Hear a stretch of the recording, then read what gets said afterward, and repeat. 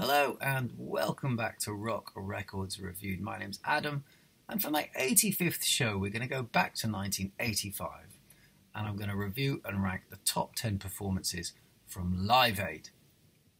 Now Live Aid, of course, was Bob Geldof's brainchild. Having seen a BBC News bulletin about the famine in Ethiopia, he felt compelled to help. So with Midger and the cast of The Great and the Good of the UK pop scene at the time, he put together Band Aid and the song Do They Know It's Christmas, which went on to be the Christmas number one in 1984 and one of the biggest selling British singles of all time.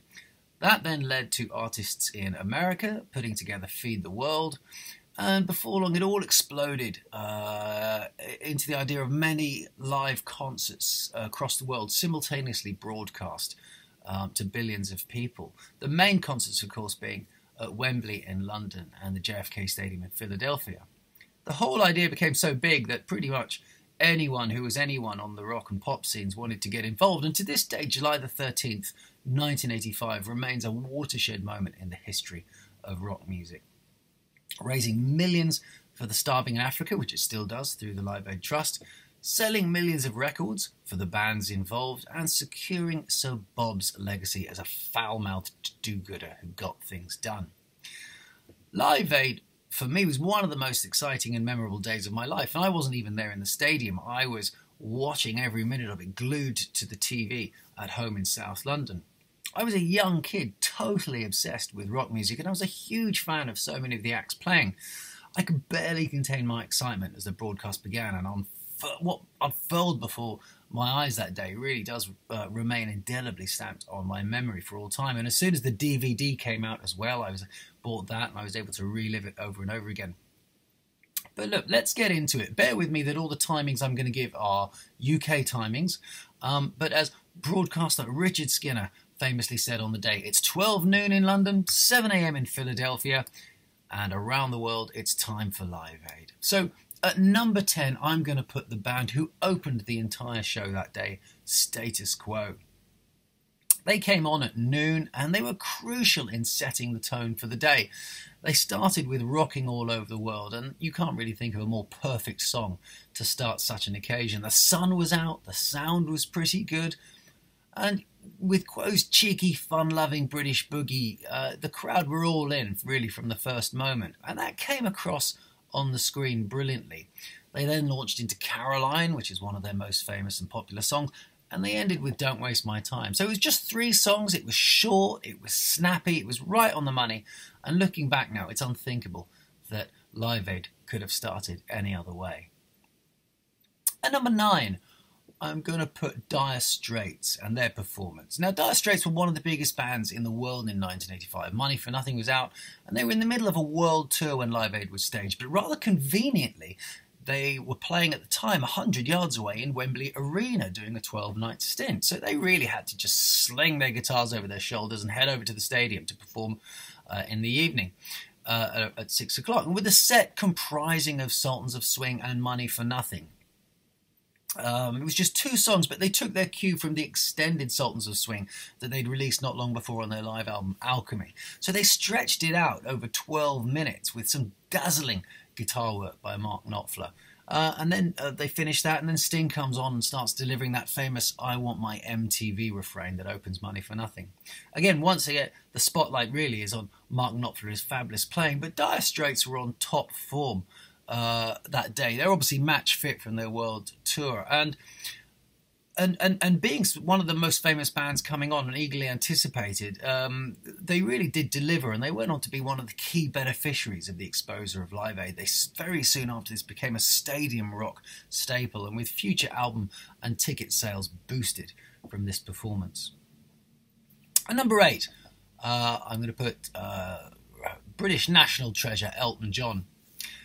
So as a bona fide rock superstar on both sides of the Atlantic, Elton was always going to be on quite late in the day. And it was probably he more than anyone who benefited from that magical moment in an outdoor concert when the sun starts to descend in the sky and all the stage lights go on and the show becomes something altogether more colourful. In many ways, as McCartney was just doing one song on a piano, Elton was the full band headliner of the Wembley day. And as he took the stage at 8:50 in the evening, he made sure he packed his set with suitably big hits. I'm Still Standing, Benny and the Jets, Rocket Man, Don't Go Breaking My Heart, Don't Let the Sun Go Down on Me, and finishing with a cover of Can I Get a Witness. And along the way, Wham came on and joined him. Kiki D came on and joined him. And with his trusted band on top form, Elton was as predictable a success as you would have hoped. He's a great live performer anyway, who crowds love and they warm to instantly. So there's no way this was a set that wasn't going to deliver the goods. And despite a couple of mic glitches, it was as faultless and enjoyable an Elton set as you would have hoped and expected. At number 7, we go across the pond to Philadelphia. And I'm going to pick heavy rock legends Black Sabbath. So by 1985, Sabbath had been through a few lineup changes, but it was the classic original formation of Ozzy, Tony Iommi, Bill Ward and Geezer Butler that took the stage at 3:10. Anticipation was really high because it was the reformation of this lineup, but there was some anxiety before their performance because Ozzy was by now a huge solo star in his own right, and there had been much talk of infighting and animosity, particularly between Tony Iommi and Ozzy. Ozzy was also at the height of his addictions at this point, and watching the show, really, he has no right to sing as well as he does. But the whole band is smashing it through Children of the Grave, Iron Man, and of course Paranoid, and you can see the crowd are loving it. The sound isn't perhaps as meaty as you'd want from a normal Sabbath show, but the playing is thunderous, particularly from the indomitable Geezer Butler and Bill Ward, whose drums I suspect you could probably hear all the way from Wembley in London. At number 6, I'm going to put rock legend Eric Clapton's performance. We were deep into the concert by the time Eric went on at 12:55 in Philadelphia. Eric was at something of a career nadir in 1985. His latest album, Behind the Sun, had been rejected by his record company, and Eric himself has said he felt he had something of a point to prove with his Live Aid performance. So he carefully thought about his set. He wanted to do something from his past, he wanted to do something from his present, and he wanted to do something that he was famous for. So the resulting set contained White Room, She's Waiting, and Layla. And it really did mesh together perfectly, with Phil Collins on drums, Duck Dunn on bass, and Eric with his trusted Strat Blackie in hand. He played and sang a blinder. I have a theory that this was the moment when the world realised what a great singer Eric was also, as well as a guitar player. As I've said, the three songs sing together very well, with She's Waiting in particular much, much stronger live than the slightly sort of insipid 80s album-produced version. Eric teased the crowd with some guitar noodling before launching into the Layla riff, which brought one of the biggest cheers of the day from the Philly crowd. And the version they played was great, with the long piano coda, a perfect soundtrack as dusk began to fall on the stadium. And his set was a triumph, and certainly one of the very best received on the day. So that takes us into our top 5. Number 5, I'm going to put the Pretenders, also playing in Philadelphia. Now, I was a huge Pretenders fan in 1985, and I adored Chrissie Hynde, I still do. And I loved their latest album at the time, Learning to Crawl, so I was really excited to watch them. They'd been touring the States a lot in the previous years, and they were on the verge of becoming really, really big stars and quite an enormous act. It never really quite happened for them, but you wouldn't believe that from this impressive performance. Introduced on stage by Grace Slick and going on at 7:56 in Philadelphia, Chrissie looked and sounded fantastic, but the whole band was tight and dynamic as they blasted through Time the Avenger, Message of Love, Stop Your Sobbing, Back on the Chain Gang, and most thrillingly, Middle of the Road, a track I adored from Learning to Crawl. The band had one of the best sounds on the day, and Chrissie's voice was crystal clear, and the Philly crowd loved it and gave them a huge reception they absolutely deserved. At number 4, in not too dissimilar vein, I'm going to put Tom Petty and the Heartbreakers with their set. They took the stage in Philadelphia at 10:20 in the evening. And Tom Petty, they were another band who really did benefit from one of the better sounds on the day, and they were also beefed up by a small horn section. And their sound was full, and it was crisp, and it was loaded with life and energy. And they absolutely knocked it out of the park with American Girl, The Waiting, Rebels, and Refugee. Now, Tom Petty was already a big star, and he remained a big star for the rest of his life. He didn't need Live Aid to revive his career, and it possibly didn't particularly boost it, as sadly many British viewers had switched off by now, probably a bit rocked out from the whole day of live music because the British concert had finished by this point of the evening. But I was all ears and all eyes glued to the screen to the early hours of the morning, and Tom Petty's show was every bit as slick and impressive as you'd expect from such a great band. So, looking at the top 3 Live Aid performances, and I think in many ways these are the 3 most famous and iconic performances. But I could be wrong. But at number 3, I'm going to put David Bowie's set. Now, cards on the table. Most of you by now will know I'm an absolutely huge Bowie nut, and this set was one of my most eagerly anticipated of the day. He came on at 7:23 in the evening, and they'd already showed the Dancing in the Street video with Mick Jagger, so my appetite had already been whetted because I thought that was great. It was a great fun. So with Thomas Dolby on keyboards in his band, he came on looking absolutely fantastic in a tight grey double-breasted suit. And his band then launched into TVC15. And I was like, what? Now, you know, this was a big Bowie deep cut, and I felt a bit annoyed that he wasn't using his time for more famous big hits. But the sound was really good, and he was clearly having a ball.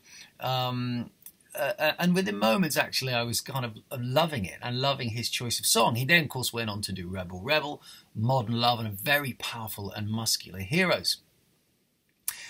And it was a great set, but oddly enough, it was what happened next, right after the set, that people remembered most. And the legend goes that he forfeited his final song so that the BBC could show a video from Ethiopia of starving Africans set to the song Drive by the Cars. I remember seeing it, and it was a very, very powerful, moving moment.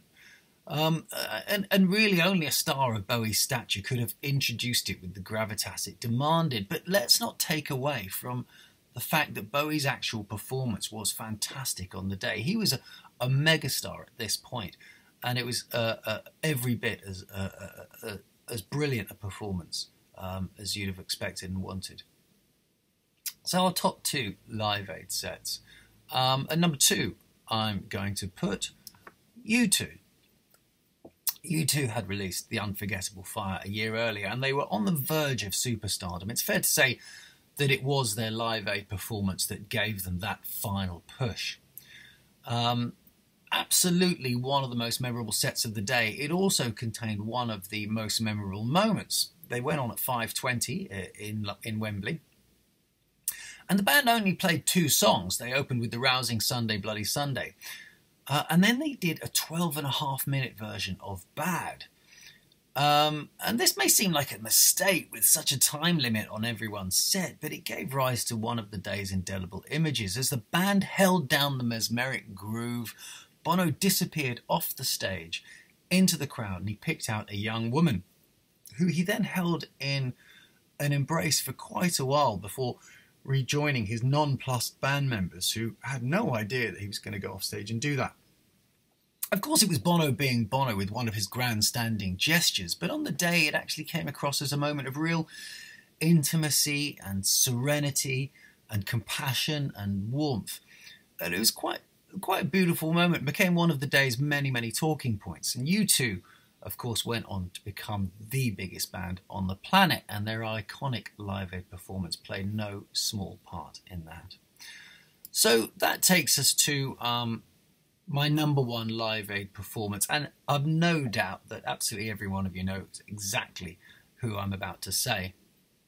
When you talk about Live Aid, pretty much the first band anyone will remember or mention is, of course, Queen, and their legendary Wembley set.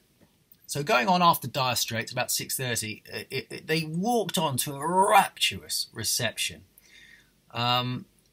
And by the time they walked off, they had stolen the show. They literally had it in their back pocket.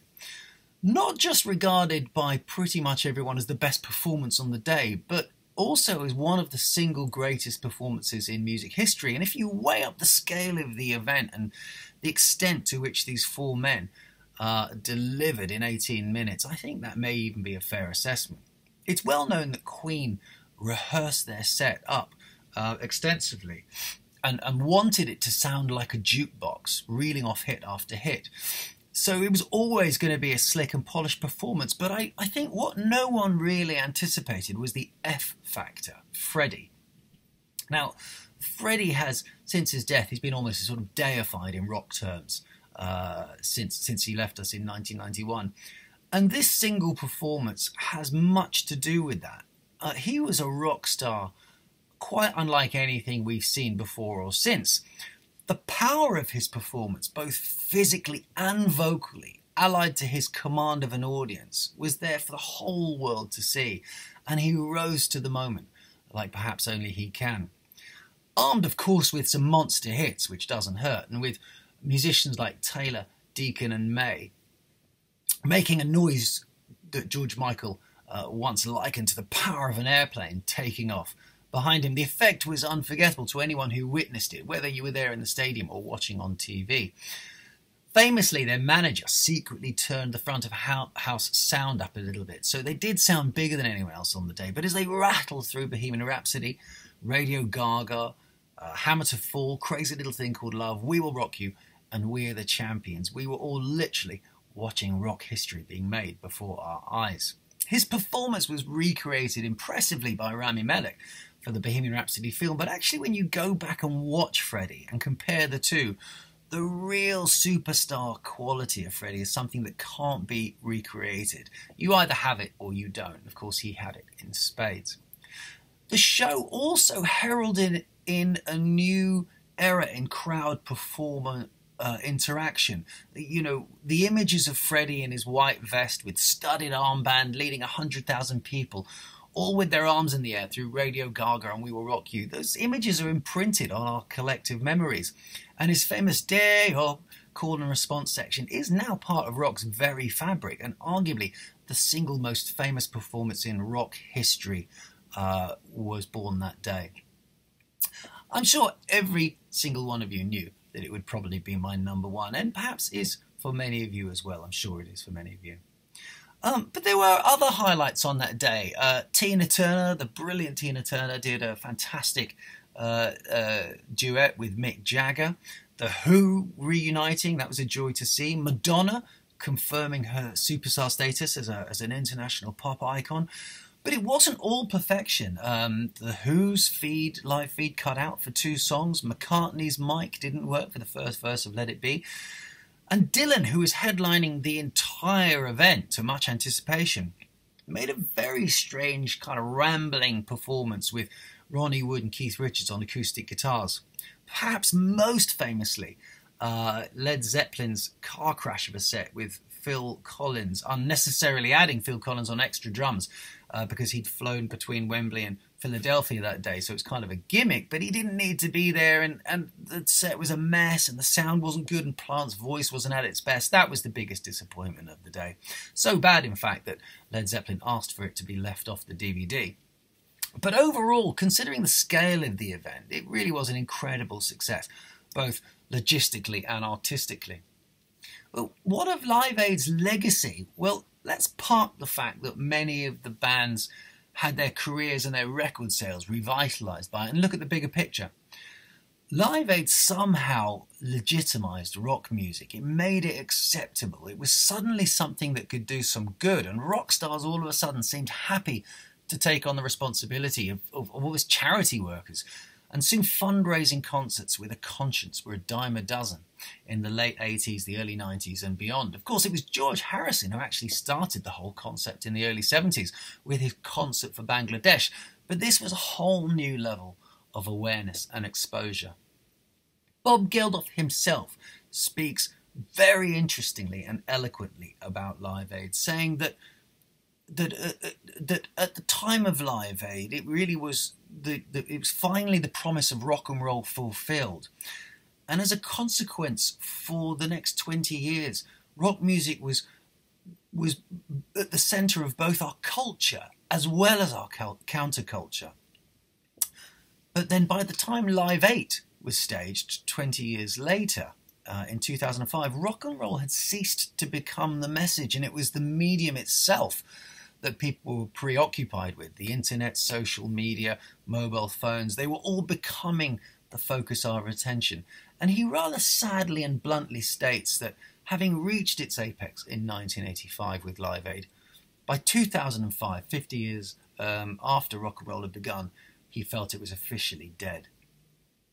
Well, on that slightly morose and debatable statement, I will bid you adieu. Let me know your highlights from the day. Maybe you were even there. Maybe you were watching some of the other broadcasts from other countries that featured artists as great as B.B. King and Miles Davis. But what are your memories of the day? We'd all love to know, and I will be back again very soon with another Rock Records review. So thanks for watching. Bye-bye.